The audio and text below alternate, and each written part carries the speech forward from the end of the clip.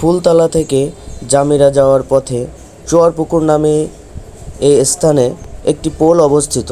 এই পোলের উপরে কে বা কারা বালির স্তূপ করে 2/3 রাস্তা দখল করে বসে আছে। এখান দিয়ে গাড়ি চলাচল করতে গেলে খুবই সমস্যায় পড়ছে যাত্রী এবং গাড়ি চালক ভাইয়েরা। দেখুন একটু পরে কি অবস্থা হয়। এখানে একটি গাড়ি গেলে অপর সাইড দিয়ে অন্য একটি গাড়ি যাওয়া কতটা সমস্যার। যে কোনো সময় এখানে একটি দুর্ঘটনা ঘটতে পারে। প্রথম ভেবেছিলাম এই বালি সরকারি কোনো কাজের জন্য রাখা, কিন্তু এলাকাবাসীর কাছে জানতে পারলাম এটি একজন ব্যক্তির নিজস্ব বাড়ি তৈরির কাজের জন্য এই বালিটি রাখা। যে ভাই এই কাজটি করেছেন খুব দ্রুতই জনস্বার্থে এই বালিটি এখান থেকে সরিয়ে নিন, নইলে এইখানে আপনার ব্যক্তিগত স্বার্থের জন্য খুব বড় ধরনের একটি সড়ক দুর্ঘটনা ঘটতে পারে।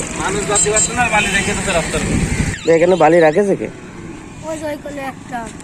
কি হচ্ছে বালি দিয়ে? কি কোনো সরকারি কাজ? কোনো ব্যক্তিগত কাজ? ব্যক্তিগত কাজে রাস্তার পরে বালি রাখছে, তাই?